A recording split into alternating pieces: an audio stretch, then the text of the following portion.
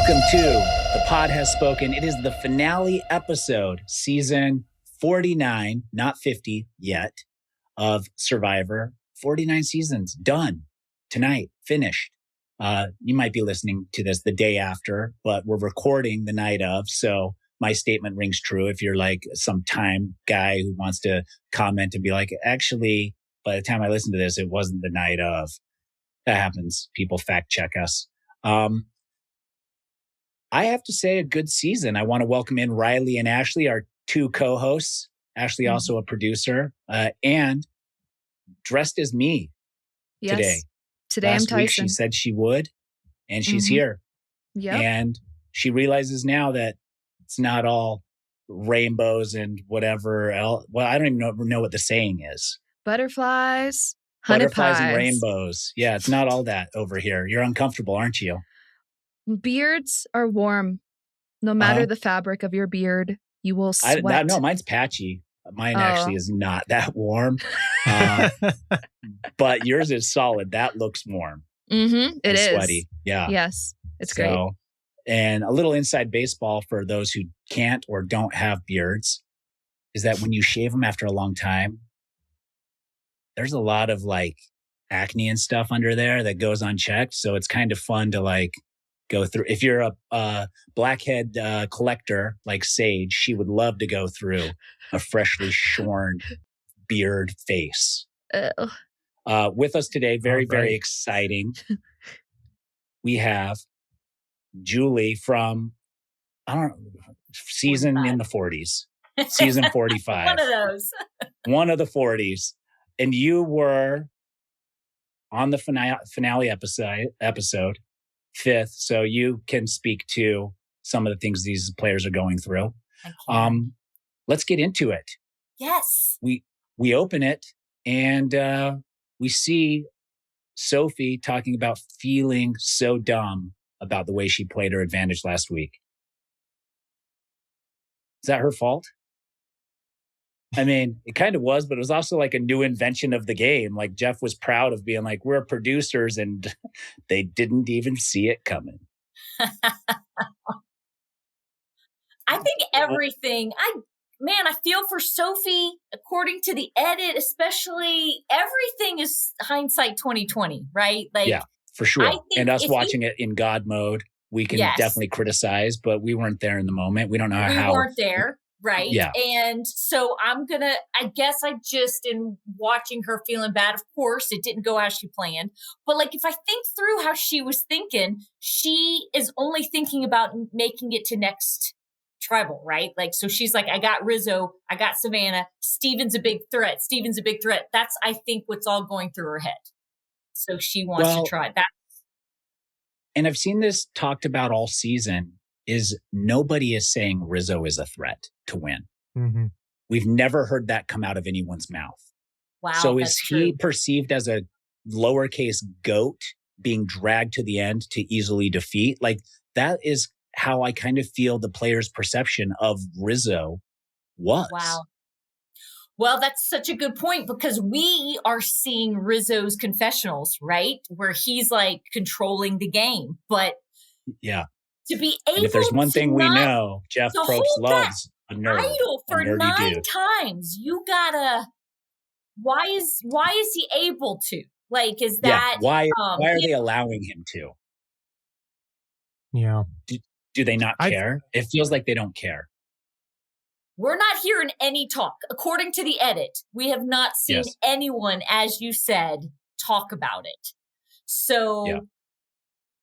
I'm loving his confessionals. I believe him 100% when he's controlling the vote. We're seeing, as you said, the God view of it. So we're seeing it, but we're getting nothing from the other players about that. So maybe she's not even thinking about that, which is... That's kind of how I feel. That's a good take. Yeah. I feel like to her, Rizzo is a non-factor. And why she's take like, his idol? No one else wants it. Nobody wants it. I want to sit next to Rizzo in the end. So let him just have his cake, and then I'll take the rest. Like, I kind of feel like that's where her head was at. And, but she knows. I also think that early this episode, we see her talk about the curse of the knowledge is power. And we see Rizzo talk about breaking the record for holding the idol for the longest amount of tribal councils, which means nerds are playing this game. Nerds are like, if I was in the moment and I was like, I just broke another, like, I have no idea. Like, I'm keeping stats. Like, I got another, Jeff, just for the record, so you know, I'm the guy with, like, I have no idea. Like, I could break 1 trillion records out there and I would not know at all unless somebody told me. Like, the fact that they know this, they are true Survivor nerds. Same. I mean, I just was in it. Let me just play this game. Let me see. Yeah. Did you think that makes people play different when they're... I do feel like it's a different feeling out there. You know who's thinking on the meta level and who's thinking on the right now level. Yeah, which is more dangerous. Well, it's a little bit of a combo, right? Like, if I'm in the now and I am going against someone who's only going to think of meta, like, we're trying to outthink every single step. But I don't know. I think the metas are more dangerous. They're going for the bit. I wanted to make it to the next move and the next play. And to be honest, I didn't care. I'm sorry that I'm talking about my season. We don't care about mine, but I'm pulling from my... No, we care. No, please do. Yeah. But I'm pulling from my, understanding of it. Yeah. I felt more like, let me just win, not what's going to make good TV. Like, that's how I played the game. I do. Now, when you get taken out a little bit and you think about the camera and you're like, I want to be entertaining. This is why I got casted. Like, you do want to provide and be entertaining. But as far as the move, I'm out to win.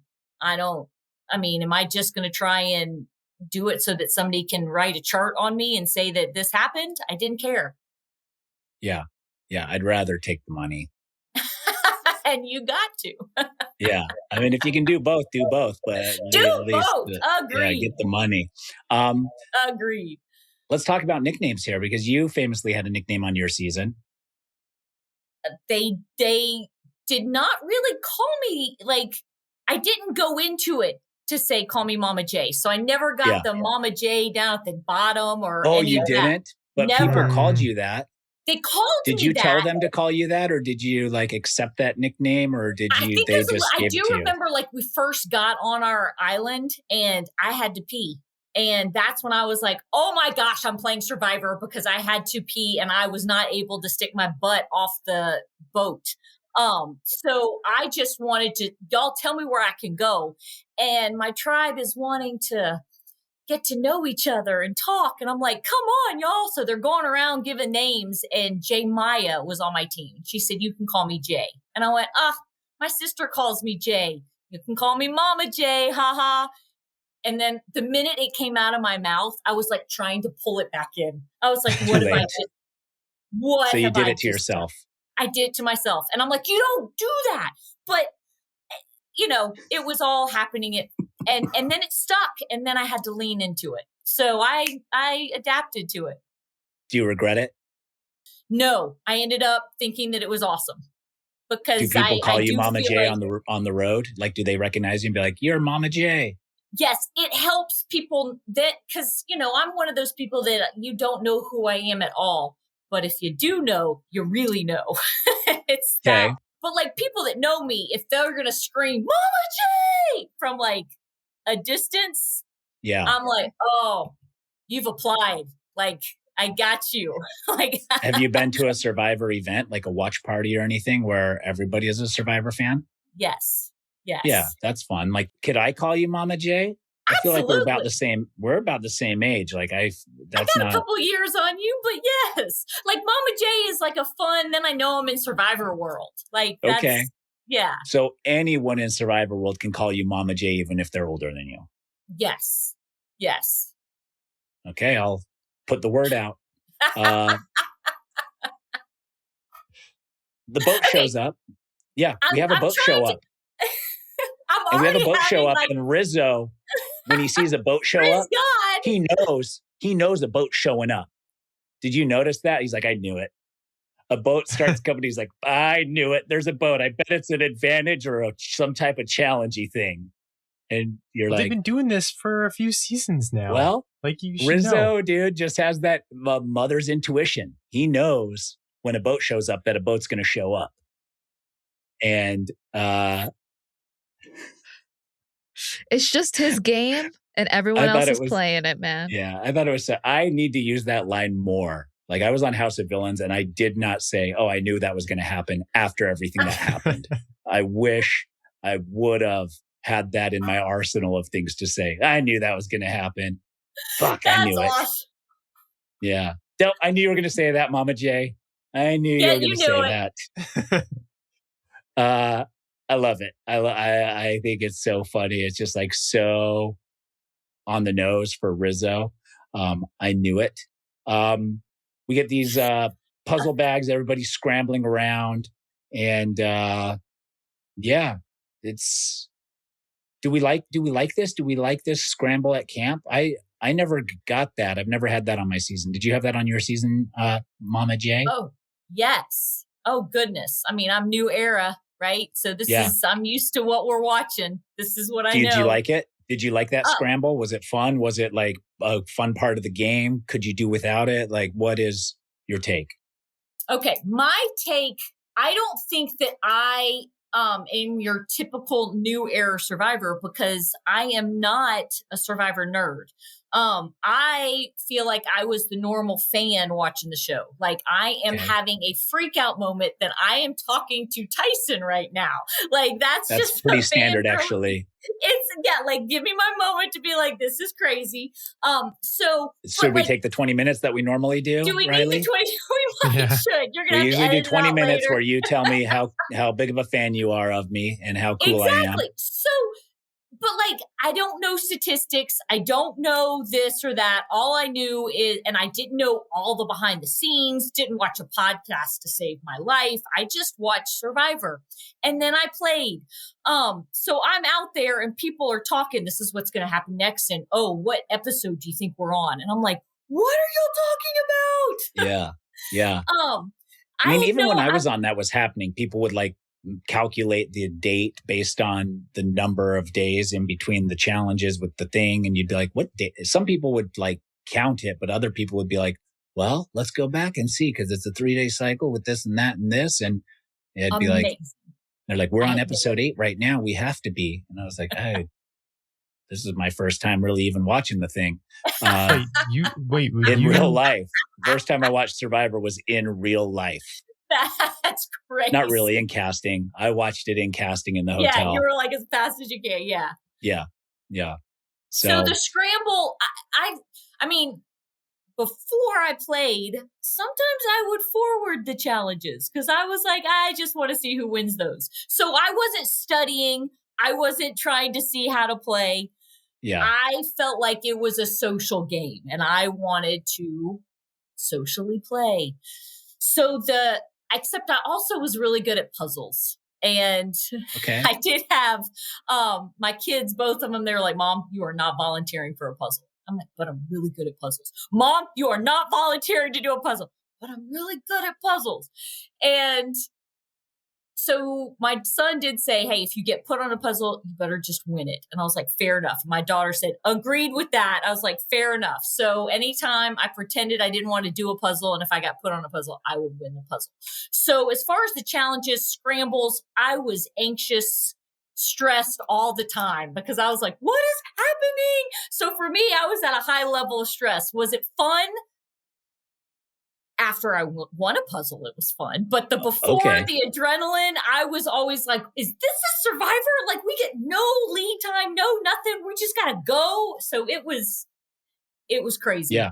It was, Christina it ran off without it's shoes a lot on. of scramble. Yeah. Could they not have like taken the puzzle apart? Like Rizzo's MO on these puzzles is to copy someone's puzzle and still lose. He did win the first one that he copied, but since then he's been unsuccessful.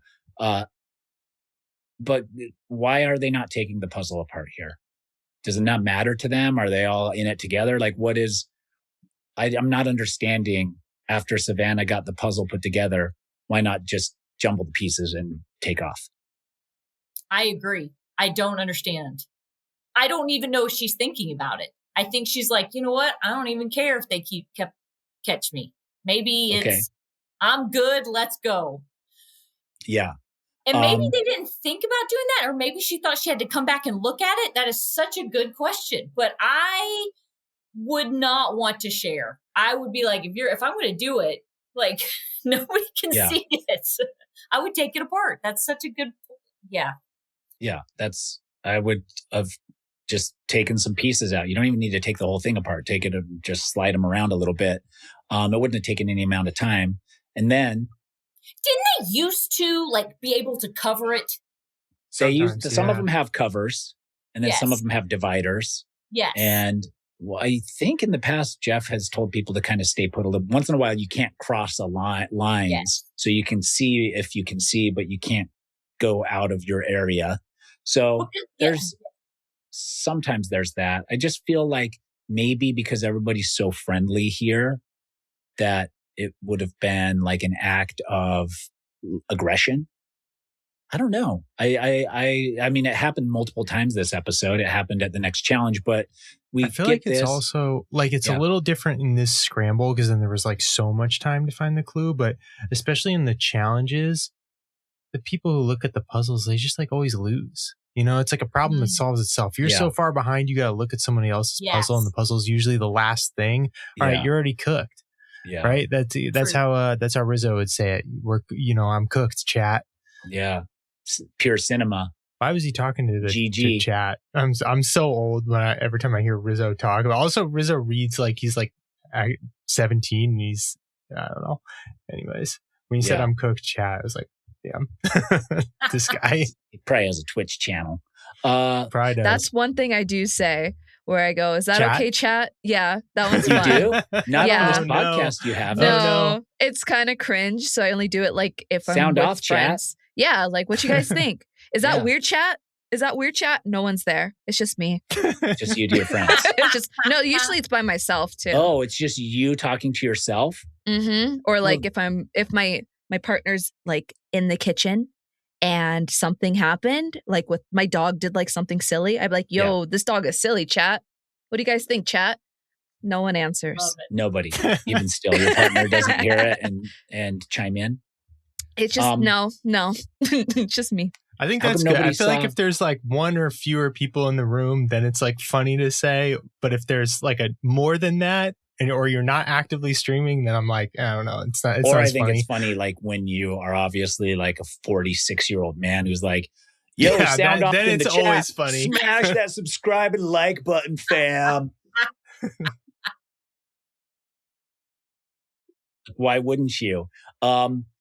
Sophie realizes the clue is up in the sky, and everyone's standing around the exact tree, and nobody looks up in the air when she throws like 3 coconuts up there. Yeah. I don't understand why they're digging in the first place. The minute you see the puzzle, the X is in the tree. Am I seeing that wrong? That's what I saw. Yeah. That's what I saw. But they don't have mapography lessons anymore in high schools and stuff, Julie. So that cartography, is that what they call it? Cartography. So true. Yeah. So true. To learn about the key, isn't there a key somewhere? Yeah, there's a key down in the bottom. That's what North, I remember. South, east, west. Yes. Yeah, there it is. The bridge, the cross water. It's all there. So take some cartography classes, guys. Is that what we're going to see in the future? Is someone like Charlie on season 50 is going to be like, I actually studied cartography this time to get me ready for Survivor. The X was in the tree. And then I think if I'm standing there and I see somebody throwing coconuts up into a tree, I would immediately, I would be waiting. Like get ready for the rebound at an outside diner for that thing to fall. That's what I thought was going to happen. I thought that was going to happen with Savannah. Too. Yeah, I really thought someone else was going to come and grab it. I did lie when I said I'd be there so fast. I have a freeze reaction, fight, flight. I'm a freeze. So I would not have, but like I would the at least fainting have been goats? watching. Somebody should. You know the fainting goats that when they get startled or under stress, they just tip over? I freeze. Yeah. It's such a... How does that help us in prehistoric age? Like, I mean, would that only like... It helps only the tribe.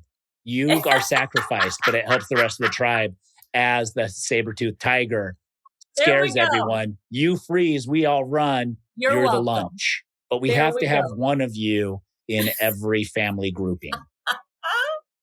That feels right. I will definitely... That feels right. That sucks. So you were genetically, predisposed to be the bait. Destined to not win the survivor due to my freeze. That sucks. You think that's what it was? I don't know. We're going back to that because I don't want to skip ahead, but I do want to think about going to jury. So yeah, and I'm going to be honest, I don't watch many finale episodes. Like I don't, because I made it to the finale and did not win. So traumatic? Oh, not really, but yes. Why am I lying? Yes. Like I watched me not win. And then most episodes, you're at a watch party and you watch with people and then maybe you go back and watch to see it, try from an independent to see, hey, how did that play out? Never did that with mine. Never have seen it. So I don't know. And then I'm like, oh, I'm watching this one. So I relate to you with the final five, Christina. Like I see it. So, but I watched it for this podcast tonight, y'all. Well, thank you so much, You're Julian. welcome. If this makes you feel at all better. I'm going to send you my counseling bill later. So it's fine. I've never watched any of my seasons past when I got voted out. Fair enough. And I also you've never watched like Heroes versus Villains even? No. I've seen Oh Heroes versus Villains till my exit, maybe Rob's exit. Okay. Dang, you're missing out. I got the gist of it when I was on the pre-jury trip. And also, for some reason, this episode was it made me feel sad again for not winning Winners at War, for winning my way back in the second time, because I was in the lead on that ball puzzle and there were two directions to go. And one was along a ledge and the other was out in this open space, but the open space direction was longer. So I tried cutting it across the ledge when I shouldn't have. I should have just gone the open area with the ball. I probably would have been fine. Won my way back in with an idol, $2 million richer. And that happens. Like as a former Survivor contestant, watching Survivor can be traumatic. And I also had a moment where I had to be like, snap out of it, Tyson. $2 million is only $1.2 million after taxes. And Tony's probably wasted that on the stupidest shit. So then I started feeling okay about it. Julie, you just have to tell yourself you're a lawyer, the most dangerous profession in all of Survivor. And only 18% of Survivor players can say that. 18 sounds kind of high, Tyson. Is that supposed to feel better? I mean, your season, it was about 18, wasn't it? Wasn't it there were 3 or 4? of us, yes. 3 out of 18. I feel like that's a large percentage. Yeah, but see, I'm a lawyer, so I don't do math. It's over 15%. That is closer to 18 to 20%. That's very high. Yes.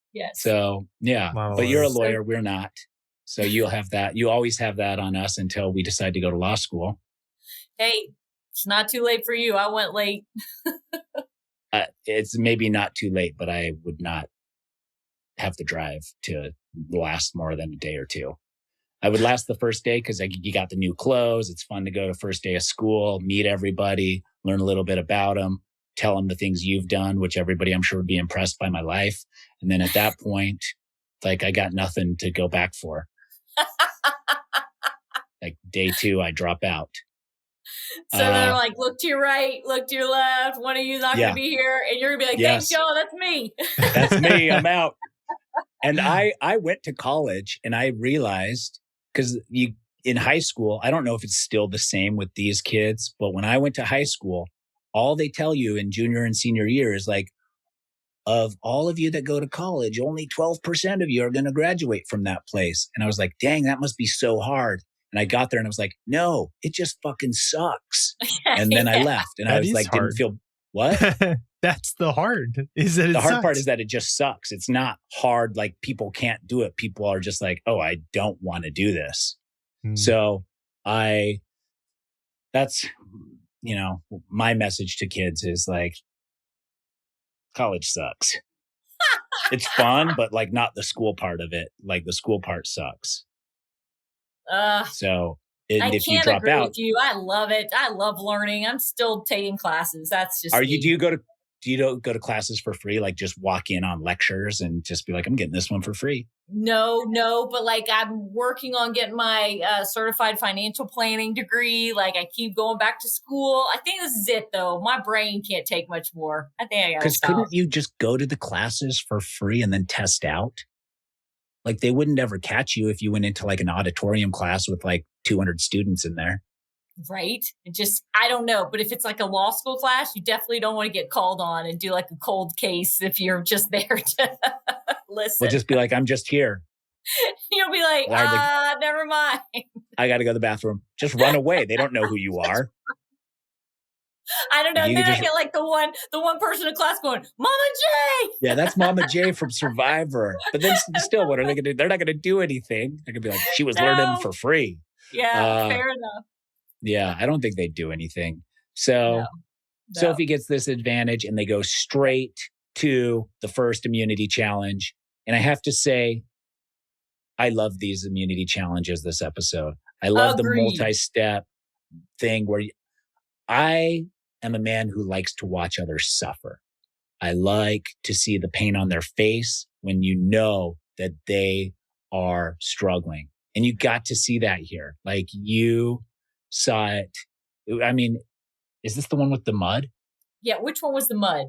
Yeah, this is the one with the mud with Christina, full mouth of mud, spews it out. And then you see some come out her nose as well. Like she had mud in her lungs. That's crazy.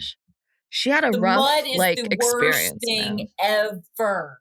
And the net, to combine the mud and the net. The heaviest net in the world. It's so bad. Like Sophie couldn't even get out of it. And she's like, you would think she'd be able to get under it. It's so bad. Yeah, it was brutal. I love the whole challenge though. I the second they walked in, I was like, this is a challenge for me. I approve 100%. Every other challenge post-merge should be something like this. You can do the puzzles. You can do the whole get on your mark, get set, hold still. You can do the endurance, like one-legged balance beam ball on your head. Do that every other one. But we need one of these almost every episode. Agreed. Like they're just brutal. Like I come from a cycling background, professional cycling. And the thing that cycling fans really love about the sport is if you stand on the side of the road on a steep hill, you can see pure anguish on everyone's face as they come past, like how brutal it is. And I just like seeing that. I like seeing that these people are having to really work for this and are willing to push past their comfort zone to get it done. I agree. And like the only way that you get this is in a challenge like this. So I was very excited to see this pop up. And I mean, Savannah wins. Yeah, go ahead. Well, no, I'm just thinking back. Like you like watching people suffer. I appreciate that. Let's be honest. If I'm not going to be a villain, Tyson. I'm not. So you don't like watching. So you think feed them more and make it a different show? No, gosh, no. I'm just saying I'm still here for it. But like, I'm like this, like hand covering face, like, but I'm empathizing. So I am like, but that's what makes it real. I think your feelings for that is what makes it real. But like Christina falling on her tailbone, like on her ankle. I thought she broke both ankles. Yeah, that was a crazy one. And then clunked her head on the barrel. I literally thought that was going to be a medevac for a second. I did too. It's like, oh my God. Normal ankles don't bend like that. Like my ankle bends like that, but it's because I've broken it and sprained it a bunch of times. There's nothing holding it together now. So my ankle will fold. I don't know. I was thinking the same thing when she fell over. I screamed because I was like, oh my God, she's down. She folded at the bottom of the thing. I was like, that's it. But she got back up. The way her ankles were bent and she limped it off, and then she immediately fell on her back and head. Which is I had a visceral reaction to it. I mean, I was like, that is pain, and she kept going. So that was tough. And I like how Jeff just was like, rub dirt in it, buddy. Like he didn't care. He was like, oh, Christina with a hard fall. And she's like, I'm okay. He's like, yeah, she is. She's getting back up, but she's going. And I was like, she's not really going. She looks pretty hurt. But Jeff immediately moved on, which I think it's like a parent when you watch a child eat shit and like, you know, it's going to be worse if you run over and ask them how they're doing. So you're just like, good fall. You did a good fall. Yep, shake like, it off. Yep. Shake it off. Oh, I did? You're right. You're right. You give a moment like for her to give in, and she might have, but like let her assume you're going to move past it. And she did.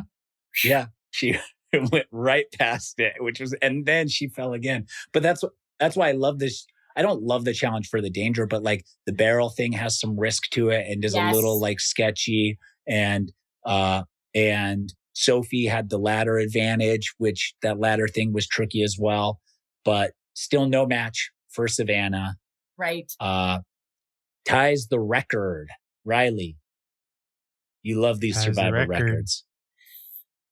Well, we were talking a bit about this before the pod, which is what you're teeing me up for, but it's just I don't care about this. I like don't care about the Survivor records. Maybe that is like a bit of a hot take, but I felt like it got way too much attention on this episode because it's not the same. They're not the same challenges. And it's not the same challenges game. With the same it's not people. The same contestants. Yeah, it doesn't. So, you know, I liked when we got the tribal council and Jeff asked Savannah about this, how he led off tribal council, you know, this question about like the meta of survival. It was like, oh, what do you think about like, you've won 4 immunities. You've tied the record for women with immunities. And I loved her answer because she was just like, I don't care. That's not why I'm here. I'm here to win. Yeah. So, it is true. Congrats to her for tying the record, but really congrats to her for actually winning the game. Yeah. I agree with that. I also think that like, if you're going to keep bringing up these records, then create a show, a Survivor spinoff, where former contestants go and just do challenges and go for the records, or give people the opportunity to go for the record after they've already won the challenge. Like, oh, okay, you've been on the pole longer than anybody. Yeah. Do you want to keep going for the record? Go as long as you can. Like, go as long as you can now for the record if you want the record. Well, they also then they change those too. Like the one where you hang onto the diameter pole. Changes, the notches change, everything changes, so it's not all the same. Like the pole I had in Token Chains, I literally could have been up there for 12 hours. And then the pole I had on Winners at War, I lasted like 18 seconds. Wow. So it's like, and it wasn't, people couldn't stay on the pole in Token Chains as well as I could. It just like was catered exactly to like my flexibility and my, wherever my pain tolerances were, and my feet and hands and arms and stuff. So it just like, for some reason worked out for me better than the pole, the larger diameter pole on Winners at War. So I do agree like with that. But I don't think anybody like really cares that much about those records. Like they have them written down, but I've never seen anybody's header on Instagram be like, tied the record with 17 other people for 4 challenges on Survivor. Like when we start seeing that. If that's on Savannah's LinkedIn, okay, then it'd be sick. And I changed my mind, then it's great. Do you like it more if that's there? Well, I like her more. I like it as a bit. Yeah. I mean, I like Savannah. I like when she said, like, after she won a challenge a handful of episodes ago, she said it couldn't have happened to a better person. Like that, just so like one of my favorite lines of the whole season after winning a challenge. Awesome. It couldn't have happened to a better person. It's great. It's just like so good. It's so good. And she didn't even mean it to be hopped hilarious. on here before we watched the after show, but hopefully she said that immediately after winning too. Couldn't have happened to a better person. Couldn't have happened. You couldn't have picked a better person to win Survivor. Thank you. You're welcome, everybody. You're welcome. So good. Yeah. So Savannah wins, and she takes Sage on the reward to the sanctuary. Kind of a shocking pick. Yeah. Is this a jury play at this point? But it's not a jury play. No, because she didn't want to vote Sage out anyways. Right. Right. And she said it wasn't. I mean, when she said, I just want to do this. Just but Julie, you can't trust anybody on Survivor. I'm sorry to break this to you, but a lot of times the things people say to other people on Survivor are not, in fact, the truth. If you go back, please heed these words, Julie. Okay. However, when she said this is why she was doing it, I did believe her at the time. But still again, though, Julie, let me reiterate. It is on the even record. Even if delivered believably. No, my gift on Survivor, which is how I got so far, I am an unbelievable liar. Me being able to tell if you're lying to me, not so good. Not so good. So that's why I'm So you're good at lying, but not telling if other people are lying? Yes. Which is why I was amazing pairing with Dee, because her instincts were awesome. She's like, no. So I had really great, amazing skills in some areas and terrible in others. So I'll be the first to say it. But yeah, no, that is fair. Maybe it was a jury pick, but she seemed to really be wanting Sage just to try and make amends with her. That's what I'm feeling. I'm feeling like she's like, you know what? I'm good with Savannah. I mean, I'm good with Sophie and I'm good with Rizzo. Who am I not good with? Sage. I don't know if it was for jury pick or her just the whole feeling of the season is she's been on the bottom. She's been on the bottom, not connecting. So I'm like, this is her chance to try. I just don't think she likes Sage not liking her.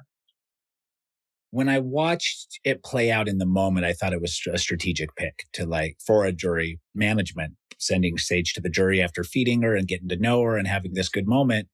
But then the fact that she doesn't even want to get rid of Sage, she wants to get rid of Christina because Christina is good at fire. Mm-hmm. While the other side wants to get rid of Sage because she is a threat at the final tribal council.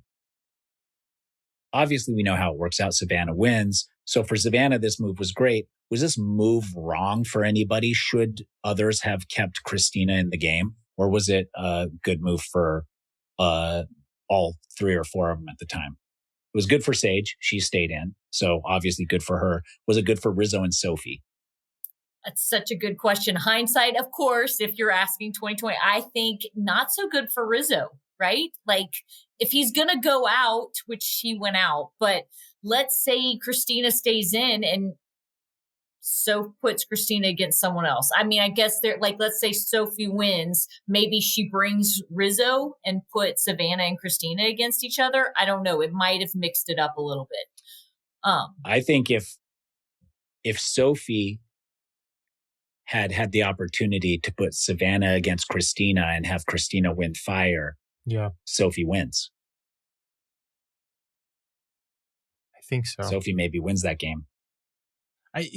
This one's was so tough for me because I feel like you're weighing how you like kind of how you get Savannah out, which it felt like what Sophie was doing because she was the favorite to win.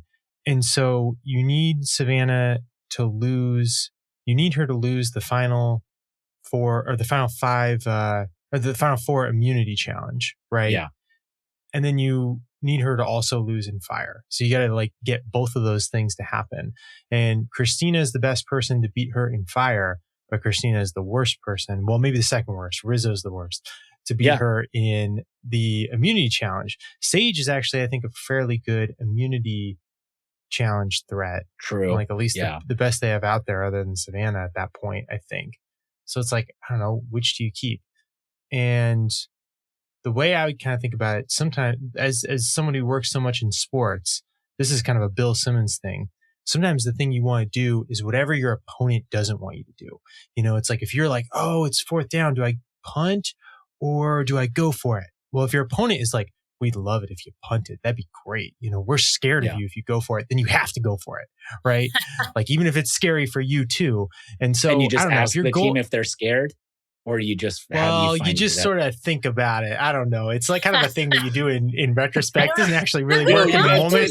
They only apply hindsight. But in this, but in this case, you actually can ask. And Savannah like gave up. She was like, I am more scared of Christina than Sage. And so it's like, all right, if your goal is to get Savannah out because you feel you can't beat her at the end, and she's more scared of Christina than Sage, then you get Sage out and you keep Christina. That's like where I think the tiebreaker was. So I guess I would have done the opposite of Sophie. Yeah. And also, like, if you feel like Savannah is your main competition to win the game, then blindsiding her by sending the person she doesn't want to go home, then you've also like taken some of her resume away from her. Yeah, that too. So I do believe that you're right, Riley. I think that that's a great train of thought, is to just do what your opponent doesn't want you to do. I love just it. Because, or I like it. Yeah, if it feels unclear to you, but it's clear to your opponent, then like, okay, I feel like that's the tiebreaker, right? Yeah. Smart. That's for future Survivor contestants, because I think you take that one, Riley. Wow. I agree. We've been doing this for 10 seasons. 9 seasons now, 10 next season.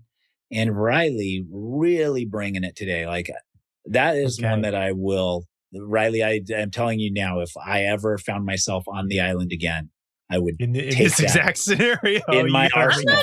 Maybe I agree. every single tribal council.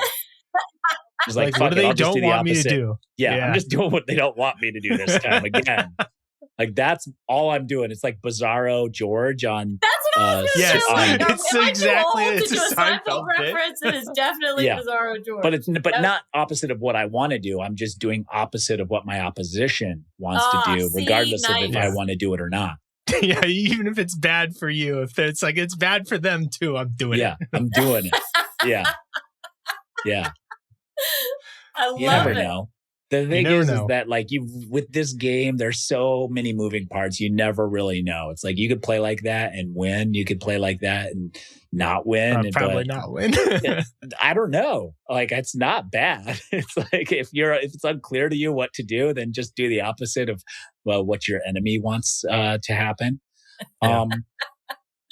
Yeah. Well, I mean, and even like before they came back, Christina's pitch to them, like in the water, was awesome. I don't know. I thought Christina was like, hey, like, get out, Sage, keep me. This is how I just thought she was.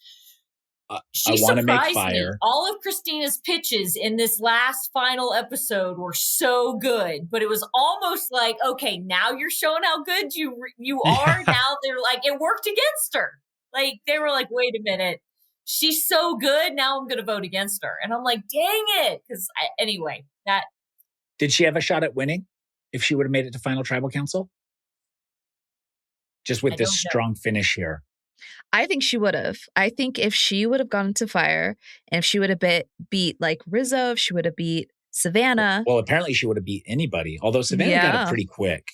She got it pretty quick, but let's assume if Christina just looks at the pile and it catches on fire immediately, right? Just like, but if she would have won that, I think she already had really good jury management.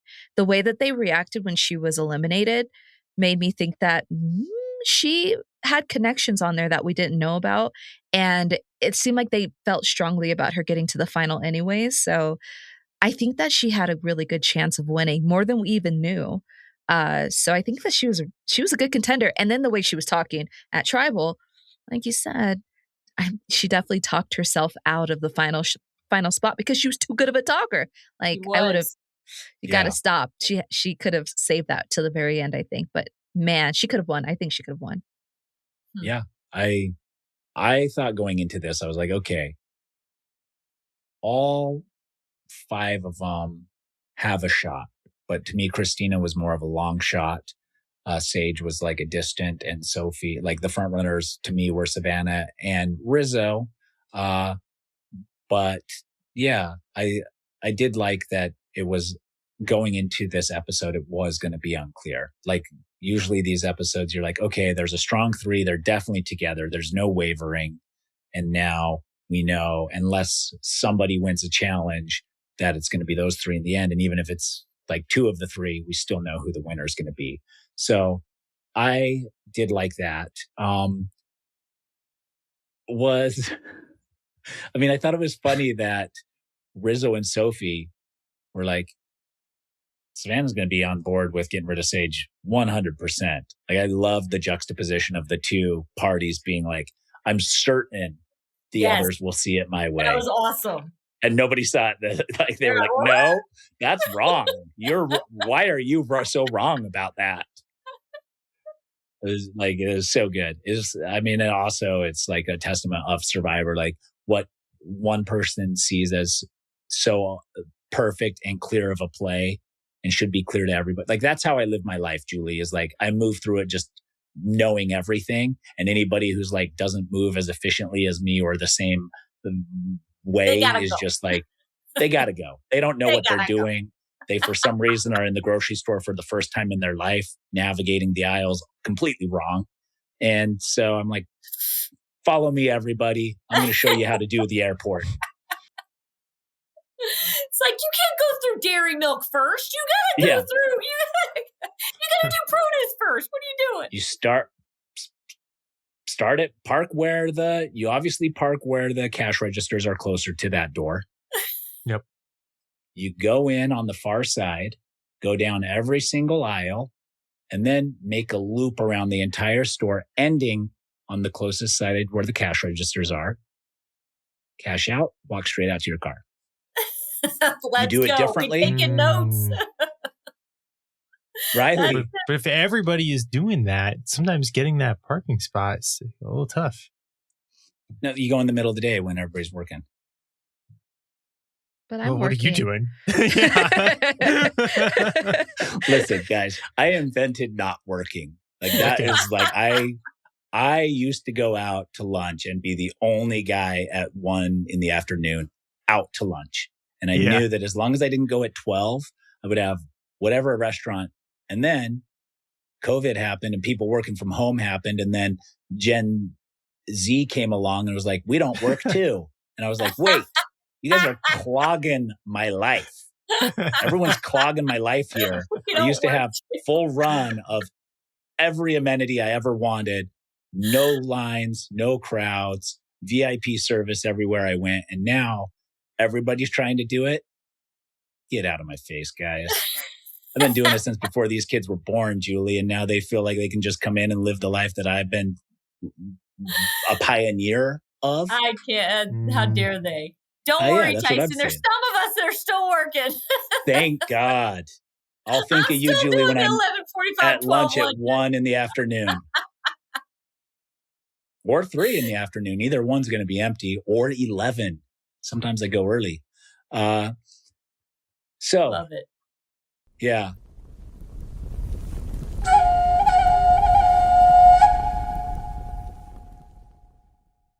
Okay, what do we think with Sophie being that tiebreaker of on whether to pick Christina or not? So then Sophie, I mean, she's like, the more Sage talked, the less she wanted to vote I thought for her.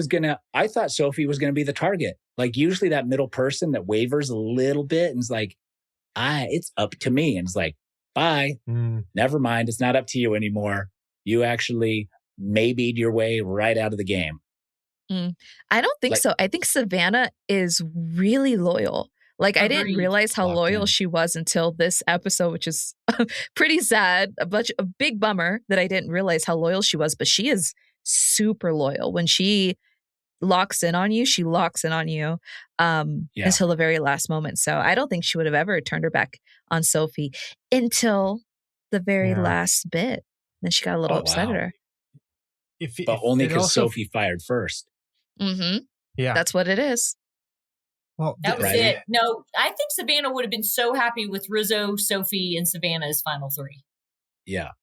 But is that because she was the front runner to win and she knew it? Because I was happy to go to the end with Jervis and Monica, but only because I figured I was probably going to win. I wanted to go to the final end with my 4. So I'm like, is that only because I thought I could win? Like, is that, I don't know. But like, is are you really a bad person and you don't know it? Or right? Like, am I just are you a good person? Or was I, is like, it it's just one of the I'm two. It's one of the two. I feel you're like either a really good person that's loyal regardless, or you're a bad person who was doing it just for selfish reasons. Well, I mean, let's be honest. Survivor, you've got to be a little bit selfish through the thing. It is a like only one person can win. So even if you're, unless you're losing, maybe you out-selfished your way to losing. Like you were too loyal. Like people lose all the time by being too loyal. Oh, fair enough. Yeah, and well, I felt like this was a little. I've loved watching Savannah, and I'm excited to watch her again. I think she's just great for Survivor. But this was like so self-serving for her.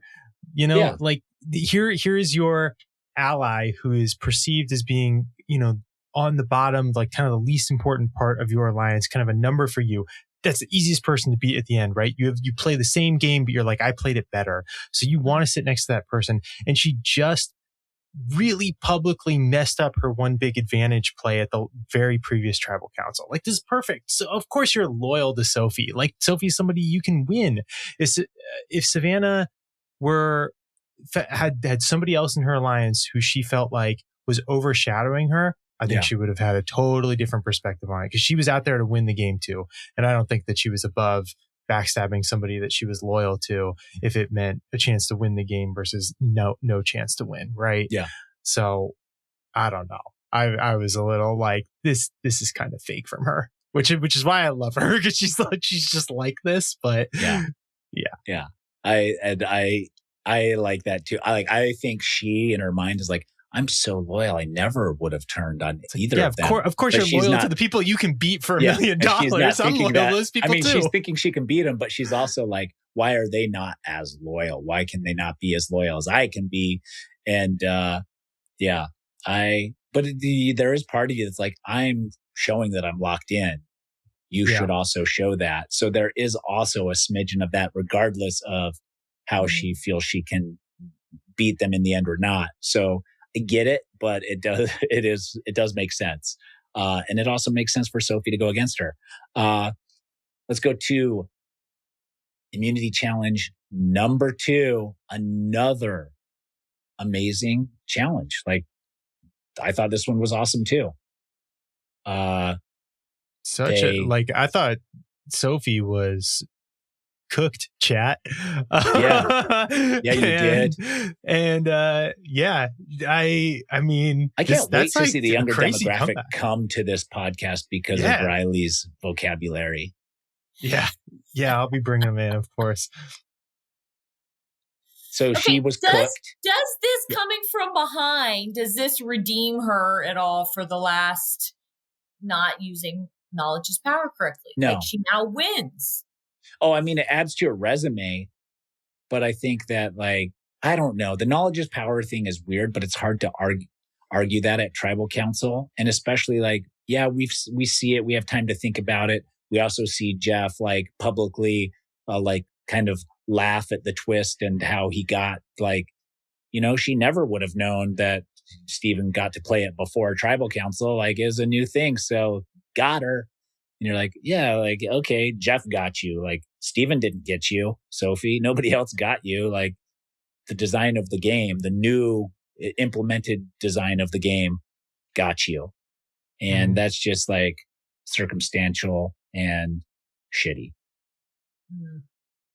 And it happens sometimes. The Hourglass in season 41, Super Idol that Tony had that was just like, nobody could do anything against, so they just let him win. Like, it's like that stuff happens. Yeah. And so Sophie got by game design. The other game design here is the jury sees her misplay knowledge is power. They don't see this comeback immunity. Yeah, in. they hear about it, but they don't see it. You can hear about it later, but that's not the same as watching it. I still think that they should bring the jury in for some of these challenges late in the game. Yeah. Ooh, I like that. It can be part of the challenge where they're like the obstacles. They have to like stand there and like do this with their arms. Get through this. Or like being a part of it. They're throwing the balls that you got to catch. Like put them in. Like give them a chance to play again.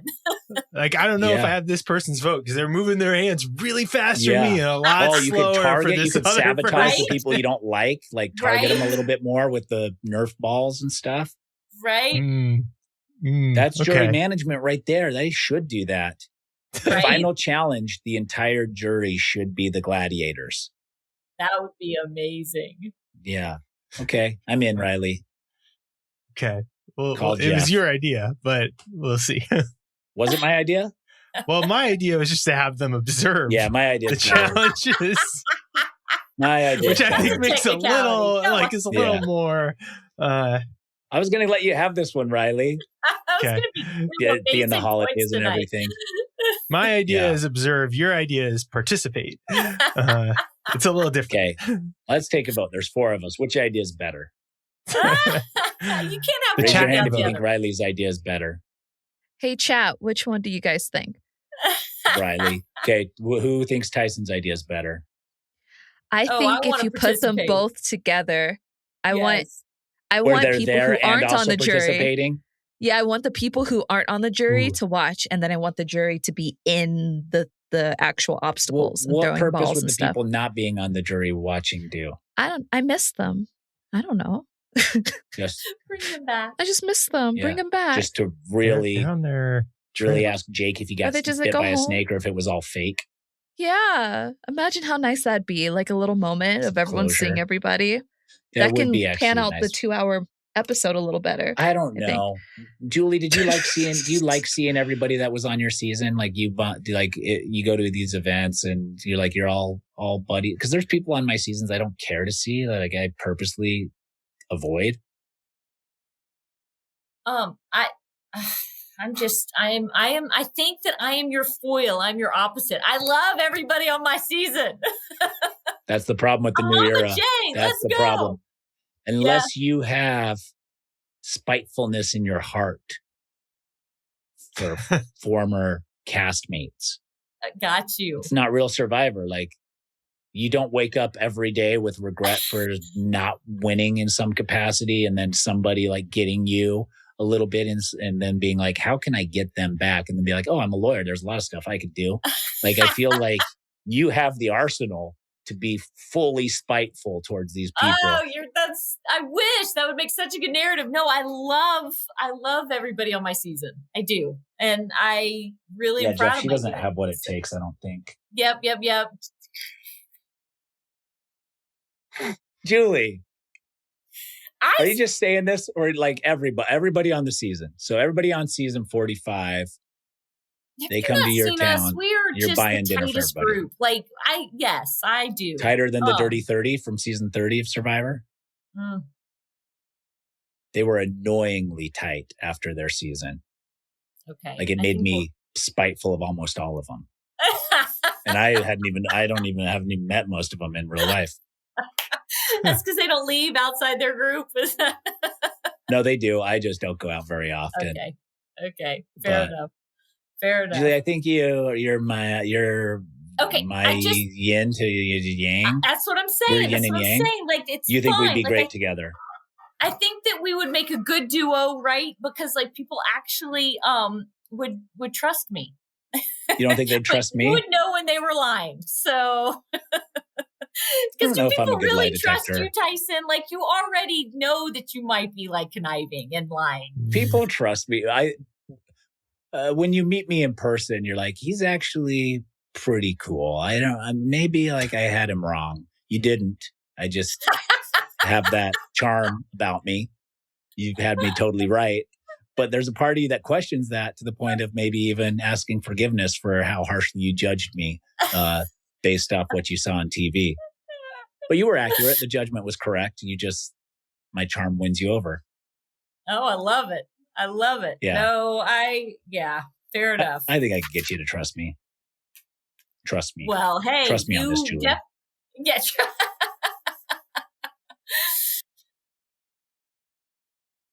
Let's talk about this immunity challenge. Yeah. Ball in the cage. Have we ever seen the ball in the cage? No, that's good. Why? John Kerhofer. Kudos, buddy. That was awesome. I like that ball in the cage with the spoons. I loved it. Okay, is it possible, because as I was watching, is it possible to get one of those, like, it seems like you could do the spoon, like, pretty low, and, like, did you really have to, like, change the, each segment each time? It seems like you could, like, go and, like... I think so, because the spoon didn't have a big enough concave in it. So you had to just take it and do it, like, the levels. Slowly. To get it to go I thought, like, slowly. If I'm risking it for everything, I would set up, like, a little catapult and stomp on it and try and kick the ball up through the hole, but the hole was only about as big as the ball. I would have gotten it though, and then been like, beat the game. Then your ball goes flying into the sand somewhere, and then you're digging for it for a while. No, dude, I catch it with my weak hand. Right, that's right. That's right. Catch it with my right hand, dude. My eyes easy closed. Peasy, easy game. Backwards. Easy with my eyes closed. That's right. See, Julie's picking up what I'm putting down. Yeah, I loved it. Yeah, I did too. And then we get the puzzle maze. I liked that too, that they built the that was cool. Roller puzzle. Yeah, that was fun too. Like, those are unique ideas. Yeah. And Jeff didn't say that this was the last time we would see these. So fingers crossed we see similar stuff in the future. Mm-hmm. And then Sophie wins from behind, far behind. So and good. And that's it. That's all she wrote for Sophie. She did. That was amazing. I don't know though, when I'm watching this, Julie, and I've won a challenge in this spot before, and I purposely did not over celebrate because I didn't want others to resent my victory. Even though I reveled in their loss, it was internal. Yeah.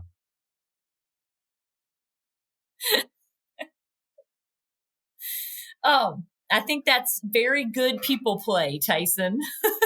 Did Sophie celebrate too much is my question.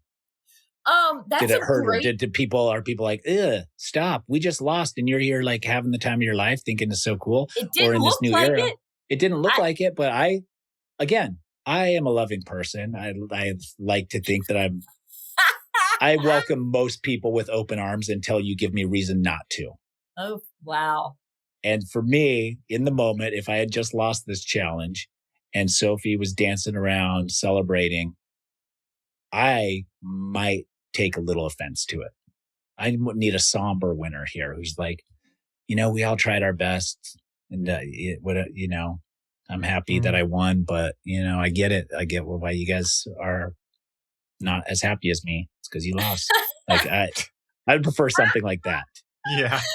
Fair enough. I did not think that. That's not all I did. I was just happy with Sophie.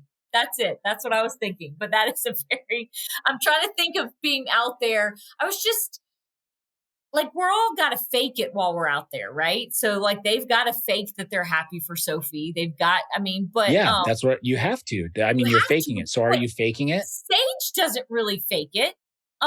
Sage doesn't fake it. Yeah, you're right. And she still seemed to be happy for Sophie. So I'm saying if she's the litmus test, she's not going to fake it. Yeah.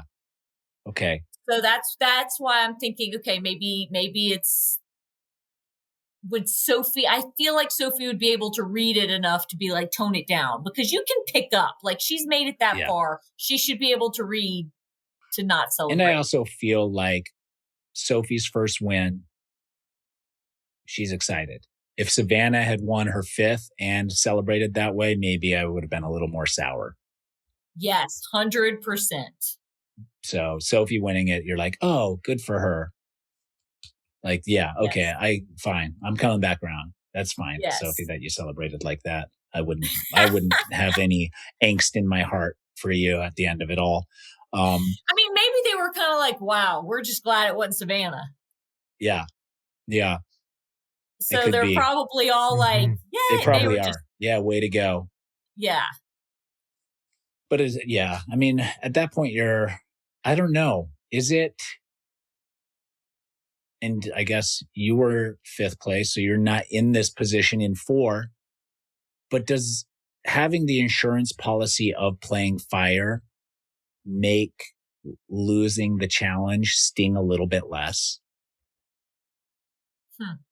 It's not a vote. So you're like, okay, I at least get to try my hand at fire. That's the worst case scenario. Best case scenario, I'm in the finals. Right. So to me, it's like an insurance policy.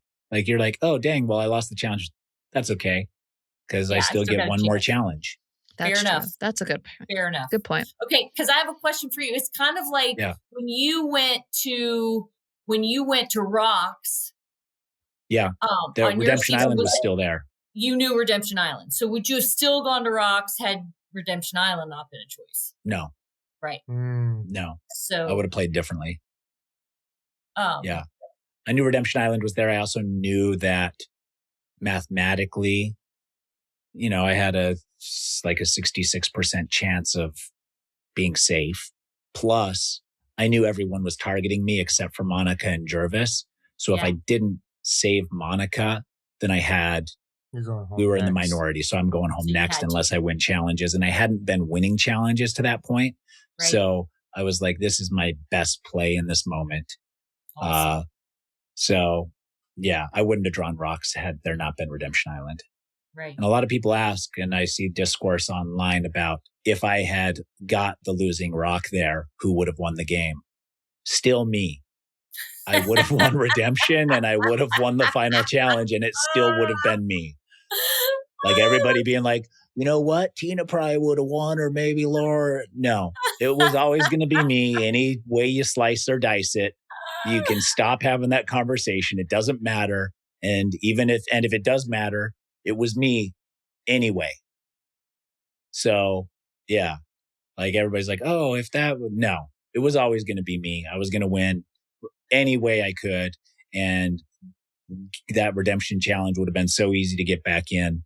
And then I would have won my way to the end anyways. So there we have it. All right. I want to live like that. You can. I'm doing a 5-course program. It's on masterclass.com. It's just $150 a session. You got to pay for all 5 classes up front. Oh my God. They're only 15 minutes long each. Love it. So yeah, we're starting the whole thing over here. Back to camp, and we get Sophie just like announcing she's not taking calls. She just needs her time, which is like one step below winning reward and not taking anybody, which is my dream to see on the show. Sophie just being like, office is closed, no office hours. Tyson, can you imagine Jeff saying who you're going to take? And you're like, nobody. Yeah. Yeah. I want all the food by myself. Beautiful. Art, cinema. Tyson, do you have a dark place in your heart? That is genius. Entertaining. I don't think dark. I think like I'm built for entertainment. I have ideas. Oh, it's so funny. Jeff would have to let you go by yourself. He'd have to. Like, it's too good. If you don't pick somebody, they will all turn against you, but don't worry. No, they won't. That's the beauty of it. Win. You think they will, but because you're so obviously the target, it will come off of you so fast. Right? You're like, save me because the whole for group is like, one. you just get Rizzo out there who's like, right. Everybody wants to do this the is our easy chance thing. to make a move. Let's make a move when everybody's just expecting it to be Tyson.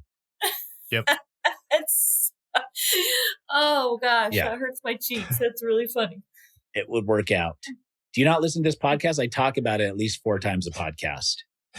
I talk about it so much so that when someone does their homework to go and play Survivor, they hear it, they take it as their own. They don't even have to give me credit. I'll get credit because the internet knows that I've been talking about it for like 4 years. I would have done it on Winners at War had I won my way back into the game the second time. That's when I had the idea. I was like, I don't really like anybody left in the game. If I get in and win a reward, I'm just doing it for myself. I have an idol at that point. They can just suck it and be extra mad. I don't care. That'll win me more jury votes because nobody on the jury really loved these people. So what could have been? What could have been? That's amazing. Yeah. Do you think this is good gameplay for Sophie? Should she have catered more to each individual? Well, she is now I think she's in self-preservation mode, right? She's got her alliance with Rizzo and Savannah, and she doesn't want to have to tell them to their face that she's putting them in fire. Yeah, you think that's what it is? I mean, I think she knows now. I mean, I like it. I like that. She couldn't take out Rizzo before. I mean, she hadn't made a shot yet. And she's like, this is it. So her only shot now is to put them, I think she knew from the beginning she was going to put them against each other. That's my take on it. So she's like, don't talk to me. Don't talk to me. I don't want to tell you. So I can't face it. I can't face you. She just protected herself. I don't know. Yeah. That was my take. Was that good or bad for her? Do you think the jury viewed it in any direction, or it did not matter? I mean, only one of those people ends up on the jury there. And does that person sour at how that played out? Is Rizzo upset now and goes to the jury and tells everyone not to vote for Sophie for whatever reason because of that? Did he seem... I mean, I don't know, because not Rizzo, because Rizzo was like, put me Rizzo in. wanted to go in. Put me in, coach. But I also think that's a play. Like, if I don't want to make fire, I'm telling you I want to make fire. Truth. I'm like, I'll win if I make fire and win. I'll win. So put me in fire. I need that. Yeah. With the hopes of them not putting me in. Agreed. That's so true. But you, Julie, are just so trusting that you just take Rizzo's word for stone cold facts. Trusting in the fact of everything is what can you use, right? You're like, you can't be mad at me. You told me to say that. You told me to put you in. True. That is true. So you can it's a protection. It's almost like, hey, you said it. I'm just listening to you. So it's a way, if he is going to go turn on me, you can be like, no. That's big lawyer brain right there. You're right. He gave her permission. He did. Yeah. And that's what it comes Savannah down to. Didn't. Savannah always stuck to what she wanted, right? Like, that's why she was such a strong, like, even in jury, she was strong, and she stuck with her story, and she was down and out, and she was so strong. You were like, I just thought that she delivered fabulous at jury. So if we get to the jury speeches, that's why I'm like, how much do you, like, Tyson, when you did it, how much was your mind made up before you even got to final tribal? How much was my mind made up for what? For who was going to win? Like, did you know before you got to final tribal, or you were like, I knew I had as good a shot as of anybody. I was pretty sure Monica wasn't going to win because people were kind of irritated with her. But Jervis, I didn't really know because we'd made all the same moves together, and people seemed to gravitate to him more than they gravitated to me. Like they would play backgammon with Jerv, and he made a board, and they'd play all the time, and he'd goof around with people.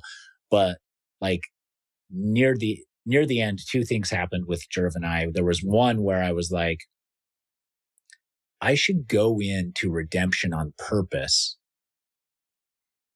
so that I can win my way back in to block the others from coming back in and ensure that we have the person we want back in, who is Tina. So I was like, I'll just trade with Tina and then I'll win my way back in. And then we have an easy person to beat at the last immunity challenge. And Jerv was like, that's the craziest and dumbest thing I've ever heard. And I was like, I'm just thinking out loud. My brain is mostly consumed itself at this point. I don't know. So he like checked me. And then I get Tina coming back to me. She ended up being the person that won her way back in anyway. So it was like exact scenario that we wanted. But Jerv Tina came to me and was like, Tyson, have you been talking bad about me in your confessionals? I was like, no, why? And she's like, Jervis told me that he was talking shit about me in my confessionals and he apologized. And I just wanted to know, like, if you were doing the same thing. I was like, no, I would never. Like, you've seen me on TV. I would never talk shit about people in confessionals. And she's like, oh, thank you for your honesty. And at that point, then I was like, oh, so I went to Jerv. I was like, Jerv, are you going around telling people you talk shit on them? And he's like, yeah, I was just trying to make him. I was like, wait, do that after the whole game. And he was like, I know, I can't not. And I was like, it's wrong. It's bad. And he's like, I know, but my brain like won't let me not do it. And I was like, okay. And so at that point I was like, that's got to be good for me. But then as tribal council progressed, I was like, oh, I've won this thing. Wow. Like the way it was going and the way the jury was reacting to all three of us, that's when I was like, I won, and pretty handily. When you were on jury voting, did you know before you heard them speaking, like when you were going to have to vote for a winner? The first time, no. So on Token Cheens, I actually liked Steven more. I'd connected better with Steven and I was going to vote Steven, but he had one of the worst tribal performances of all time. And JT just said all the right things and Steven just made him better by saying the wrong things in response. And so then I was like, I can't like vote Steven. He just was so bad at this. Wow. And Winners at War, yes, I was going to vote Natalie because I liked her. And she gave me an idol. And she was in the position that I also would have been in had I won my way in. So I was like, I want Natalie. Like this is my dream scenario in this moment to win my way back in, especially knowing there was some pre-gaming stuff that like Natalie wasn't a part of. So I was like, I would rather have like, I honestly, when I vote, I don't know. I say I vote for the person that, and I think I've said this, I usually vote for the person I like most, but I think that for me, it brings me more closure to the season. If I vote, if I give the money to the person I like the most rather than the person that maybe did play the best game like that, for me, I'm like, no, but then I'll still resent that person and hate their guts. But if I vote for the person that I like the most, and it's like, I can tolerate them having the money and me not having the money a little bit. Love that. So, you're trying to protect your mental health as well, Julie. It's not, you got to play the game for yourself still. Be selfish. Well, I totally, in a different way, do think that part of jury voting, you're still thinking of yourself. Yeah, you are for sure. What do I want? Because you're finally out there, you're in Ponderosa and you're like, wait a minute. Oh my gosh, what do I want for the season? What is good? What's still good for me? So can I still get the person that I have a grudge with too? Like, can you okay, we butted heads a bunch of times and they feel like they got the best of me. They voted me out, but guess what? Now I'm in a position to not write their name down at the end. That's also hilarious.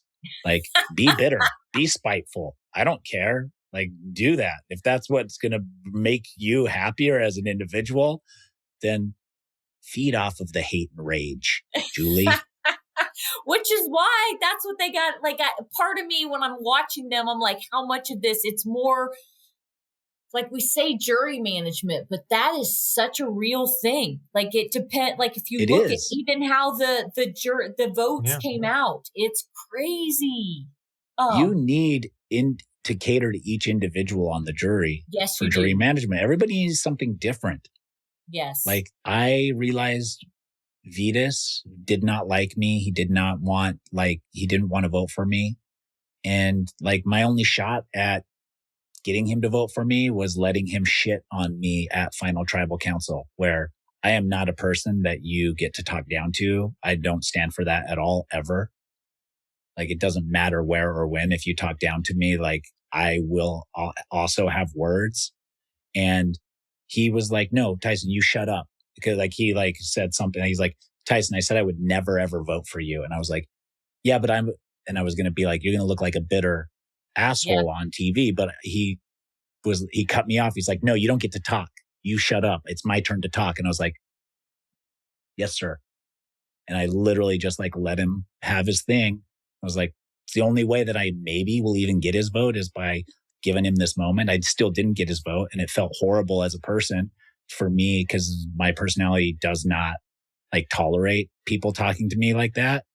And so I was just like, okay. And I just kind of shrank down into a ball. I was like, now if I don't win the million and I let Vitas do that to me, that's going to feel so horrible. But like you have to give everybody their thing.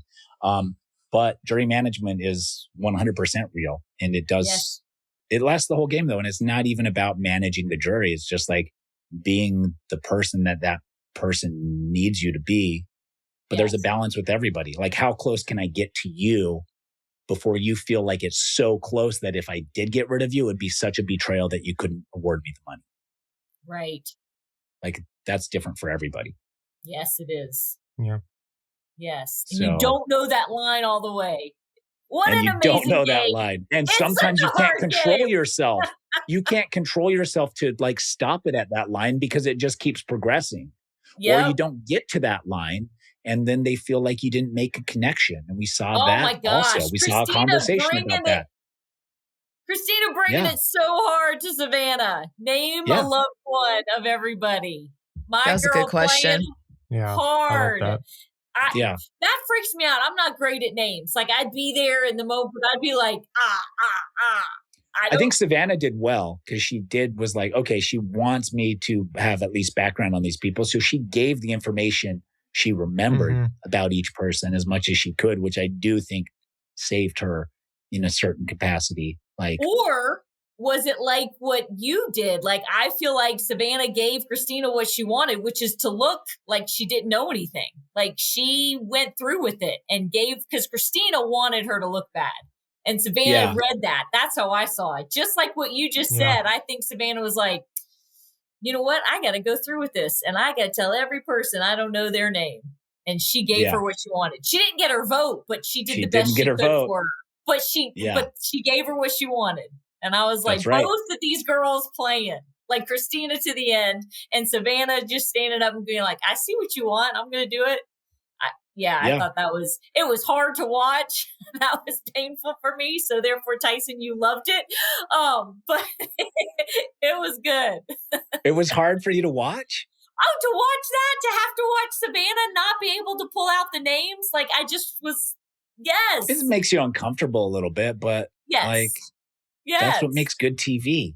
Oh yeah. No, it was, I thought both girls brought it. That was amazing. And I was, okay. Which is also like the final, because then with their final speeches, I was a little, now according to the edit, we don't see all. But when Sage gave her final go and she said her, like her bucket list or her final thing, I can't remember her words, was to be like in a final 3, women, at Tribal. And I'm like, don't do that. Like right there, she's, whether conscious or subconscious to the jury, she's already told them, hey, I've won. I've gotten what I need. So it was almost like a pass to not vote for me. Yes. Was that her also protecting herself, though, from maybe knowing she wasn't going to win anyways? So, God, you don't do that at Final 3. You don't tipping the checkerboard before you lose. Oof. That's... Yeah. I mean, that's what I mean. If you're like, oh, give them permission, then you don't feel as bad when you tried your absolute hardest and still lose. Maybe so. That's fair. That's even a subconsciously, that's a thing that could happen is, to protect from the sting of the loss. That's true. Because she is sitting there, so maybe she's getting the feeling of, because she even said after Savannah, she was like, that's a hard one to follow. So maybe she felt it. Well, let's go back a little bit. Yeah, sorry. Did Sophie make the right decision in putting Rizzo and Savannah in fire at this stage in the game. Like, she could have done other things to have other people there. But at this point, is that the move? Is that the right move? I think it's the right move. I just wish she argued for it harder. I think it was absolutely the right move. I think she should. I think Savannah used it as a dig. She was like, I didn't have to, like, she did a dig. I didn't have to put my two alliance against each other in fire. So that was well played on Savannah's part to do another dig, to show. But like, I guess I wanted Sophie to be like, you bet I put my two. Like, look at what I did to get here. Like, I guess when your enemy says something is a negative, like, take it and turn it around and be like, yeah, that was, like, use it as a positive instead of, like, let it be a win. I guess I felt like Sophie in this moment has to determine who is the easiest person for her to beat. If she thinks Rizzo is the easiest person for her to beat, she should take him to the end and make Sage and Savannah make fire in the hopes that Sage wins. Like, I think she needed to watch everyone make fire before deciding who goes in and measure everyone against each other for the outcome that she desired the most. Does she want to go to the end with Rizzo and Sage and have Savannah gone? Then look at Sage and look at Rizzo and see who's making fire better. Well, here's the other thing she should have done. She should have immediately told Savannah, I'm bringing you with me. And then so she didn't practice. Yes. Whoa. See? I mean, I think she should have taken it one step further and actually put herself in fire, because I think that she needed some against kind of Savannah. move. Yes.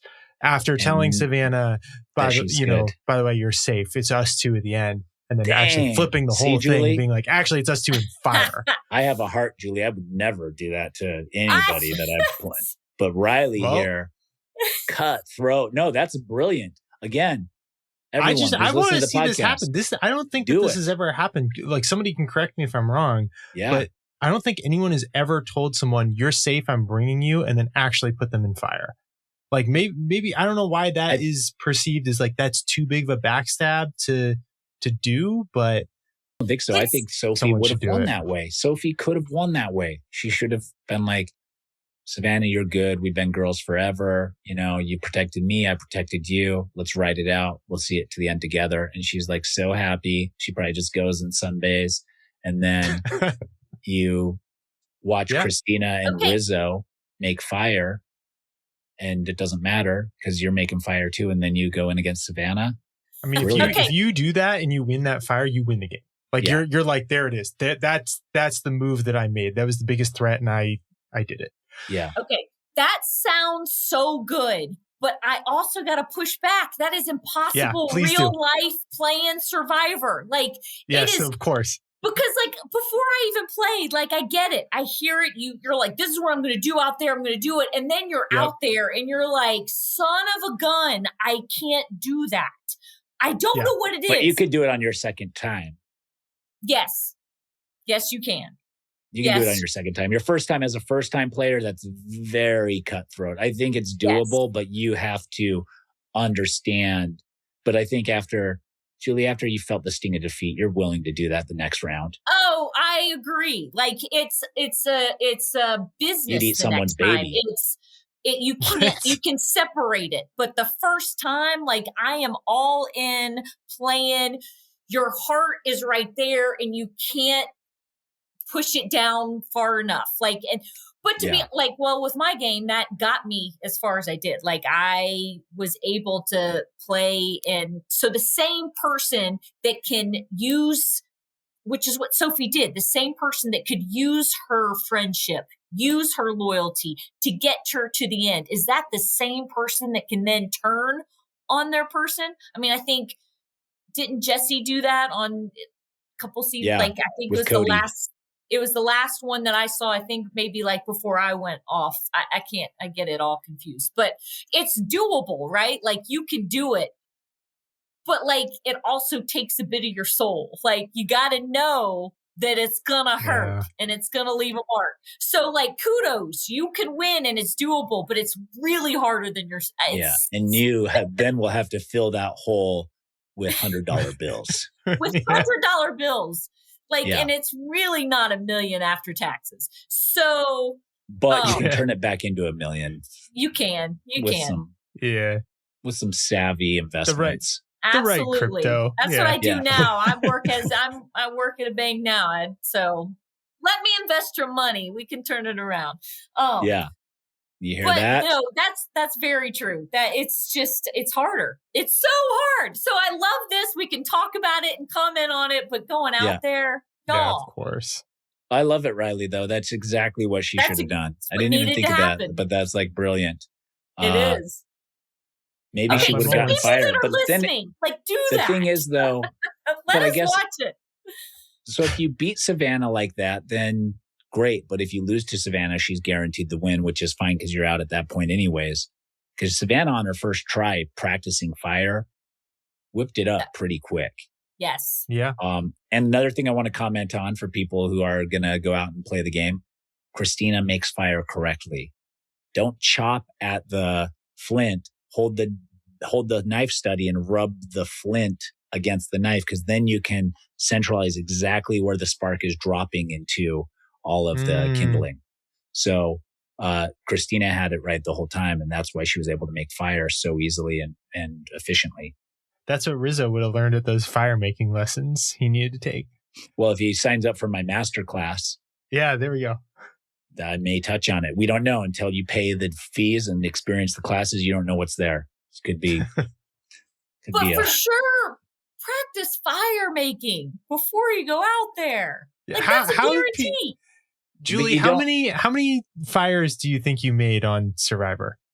So I practiced before I went out there, but I did not have anyone teaching me. It wasn't until Merge, I had other people that wanted to make it. Bruce he gave me pointers like Tyson is. And so I was really getting good at making fire because Bruce gave me pointers and I was like, okay, I got it. And then when Drew started to turn on me, he pointed out, he was like, well, Julie's good at fire. And started trying to reveal that I was a threat. And then I was like, son of a gun. So I quit. So I couldn't practice because I couldn't let people think that I was good at fire. So then I didn't get as much practice. But I could definitely start fire. But I would have liked to have practiced more. But everything out there puts a target on you. So they all knew Christina could start fire. Yeah. But it was just crazy. It was crazy to me that on this season, for some people, that number was 0. You know, like I can see not that. Even once. Like you're on Survivor, isn't that? Everybody's always talking about the Survivor bucket list. Is making fire on the beach not on the bucket list? Yeah, it kind of is, but also like if you're standing there and you're watching someone struggle with fire, you're like, okay, I know who to put in fire if I need to, and then you're like, get out of the way. I'm going to make the fire, and you never get to practice because I'm making it every time. Like there's part of it's also warfare. Like you're blocking people from getting any practice at making fire by having the person who's good at making fire just continuously make the fire. And then if you're practicing fire, everybody's like, this joker thinks they're getting to fire making. Let's vote him out next. It's so like true. That's. Yeah, like there's just out of spite for them, being hopeful that they'll get that far. You're like, nope, I see the hope in their eyes. Exactly. Hope is too much. You can't have hope out here. You're looking Everyone, for we can anything. agree. Yeah, we can all agree that this person has too much hope. Let's get them out. Everybody's on board with that. Let's talk about everybody. We have Sage. I thought she was too complacent. I think she was too passive and didn't really fight as hard as she could have. But I don't know if it would have made a difference. Yeah, and why? I love her. I feel like she was so ready to share that she was in the military. It was and this nobody big cared ball, that bad. which was nobody cared. Which was it's like the lawyer thing. Nobody really cares. She could have used it more, like, because then she did play up that was her strategic to be so emotional. Yeah. But then you're right. Then she just didn't fight for it. Yeah. Then when she got any pushback from the jury or people, she just kind of was like, oh, okay. Like she needed to stand her ground harder with everyone. And, that's again, the balance. Like, do they want that? Do they not want that? But I think in these moments you do. I think we also saw Sophie was very good at describing her game and also taking jabs at Savannah's game. But then Savannah was better at defending herself against Sophie. And then Sophie didn't fire back again. Sophie just was like, oh, you won again, Savannah. Like Sophie, I think, was on the right track in her arguments. But then when Savannah was like, no, actually, this is like, that may have worked for you. This is what worked for me. You're taking shots at me. I had to win immunity challenges. And then Sophie's just like, oh, okay. There was one moment in particular where I thought Sophie could have just buried Savannah. And maybe she did, and we just didn't get it in the edit, but it seemed like she didn't. It was when MC asked, when was there a time where you got your way at the vote out, where it was like, oh, there was two people whose names were getting thrown out there, and you were like, it's this person, and then it was.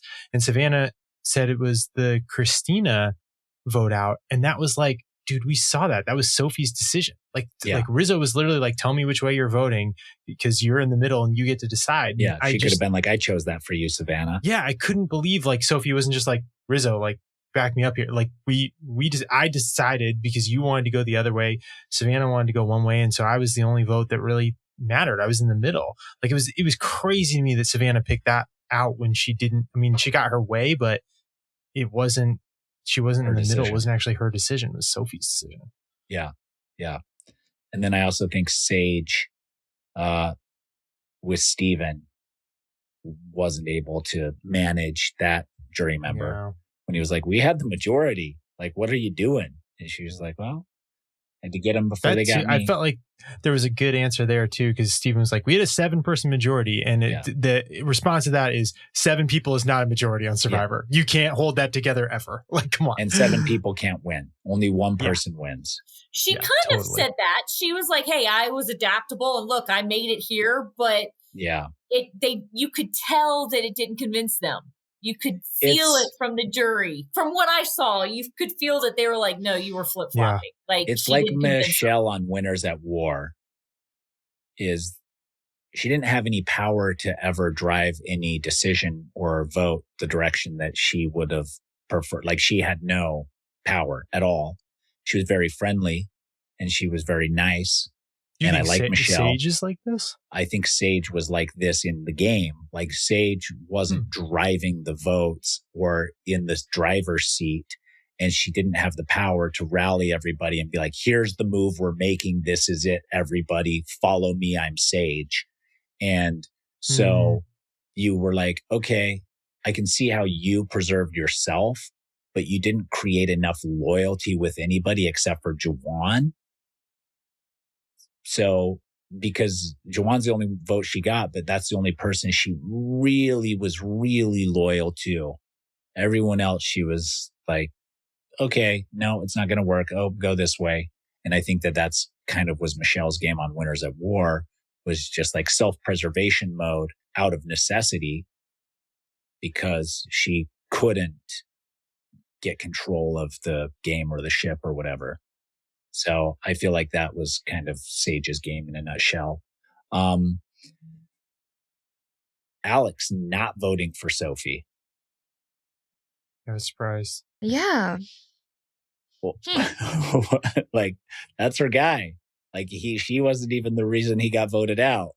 So that's we get Savannah wins with 5 votes. Sophie gets 2. She gets MC and Christina. That's right. Okay, Sophie gets MC and Christina, yes. Yeah. And then Sage just gets Juwan. Correct. Okay. So why didn't Sophie get Alex's vote? Politics, man. Politics. He works in politics. That could be. Like, we don't know what happened on the jury. We need to see more of that. We need to see why they came to their decision. Give us some because tidbits. Even like when Savannah was like, after Christina was like, hey, say something personal about all of us. And Savannah was like, Alex, you and I, we talk business, like she was like, I don't know about personal. We talk business. So maybe that was enough for him. Maybe it was. I just was like, that was his speak, dude. His love language is work talk. Right. Yeah. I realized just now why MC voted for Sophie. I was trying to figure this out.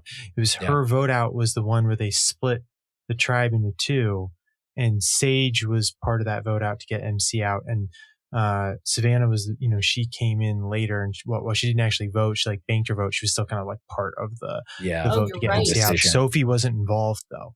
Like that's like an advantage for Sophie, is that there's a jury member where you're just like, hey, I wasn't even there for your tribal council. Yeah. Would have all been different had I been part of it. Believe that. So, all right. Yeah, and there was no way, there's no way Christina's voting for Savannah. Right. Christina had a bone to pick, which I love. I love that jury question from her. I don't know. That was very old school. Loved it. I agree. Like the two of them, I agree. So that was amazing. I guess you're right. Alex not voting for Sophie. I kind of think that's a surprise. Yeah. I don't know. Maybe he just wanted to be in the majority, vote for the winner. There's so many reasons to vote for people. And that is a reason, is like, I want to make sure I'm on the right side. So to the audience, if we're talking meta gaming again, to the audience, it's like, I chose the right person. Politics. Fair enough. Yeah. You want to vote for the winner. So even when he was saying, when they had the little shots on their own, Alex did say that he thought that Sophie was the ultimate underdog. Like, he saw her game from the beginning. Yeah. So it looked like he was going to vote for Sophie. So you're right. So much goes into that vote. You want to be on the right side. Yeah. Some people do. Not everybody. That doesn't concern everybody, but everybody votes for different reasons. Some people want to be on the right side. Yeah. That affects some people's votes, and you got to know who the jury is. That's fair. So to wrap this up, what do you think of the whole season, Julie? So better than season 45, would you say, or? That's so mean. I'm just I just want to know. I think season 45 was better, but I could be biased. See, you have it in you. I mean, as much as you want to say you're kind. The 3 girls on the finale, shout out for that.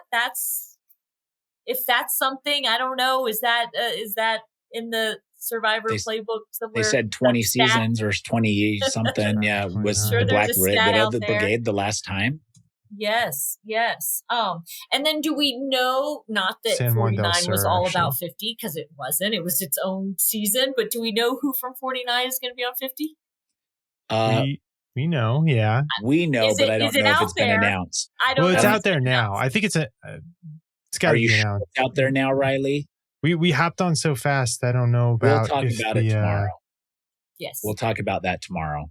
Fair enough. Season 47, I know it got a lot of shit online for maybe being a little boring and a little soft early on, but I do think it had a fairly strong ending. I think we got a great winner, and I think it's a better season than people are giving it credit for currently. But wait, 47 you said, or you mean 49? I meant 49. Okay. The 40s all meld together. Yeah, let's go back to 47. I missed 47 after watching 48. Yes, they revealed it. They revealed the 2 contestants. Yes. Which are Rizzo and Savannah, right? Yep. Okay, so Rizzo and Savannah coming back for 50.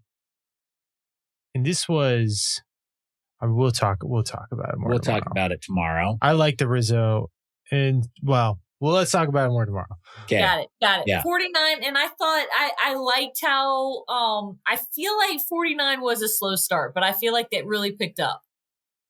Yeah, I agree. Yeah. I think it was entertaining here at the last handful of episodes, and it did pick up, and that happens with seasons. But I think it had a great finish, a great winner, and it's a good season overall. Yeah, I think Savannah's a great win. I like her, so I thought it was great. I mean, couldn't have happened to a better person. She deserved it. Couldn't have happened to a better person. Yeah, she did deserve it. She deserves it. Anything else in closing, Riley? No, I'm all set. We're all set. Julie, Mama J. Yes. Thank you so much for being with us, for taking time late at night. A lot of you don't know that we record all of these in the daytime, except for the finale episode. We record after we've watched the finale with you all live on TV. So she's burning the midnight oil with us, even though she probably has lawyer stuff to do tomorrow. I don't even know what lawyers do. Ashleigh, thank you for making us sound and look amazing, and for all of your takes this season. Riley, thank you for all of your takes this season. You have nothing to do with how we look or sound. And some really great ideas this episode from you, Riley, in particular. Be with us tomorrow as we talk the live finale, season 50 trailer, and Rizzo and Savannah back for back-to-back appearances on Survivor. That's coming up tomorrow with Shaheen from last season. That'll do it here at The Pod Has Spoken. Till tomorrow. See ya.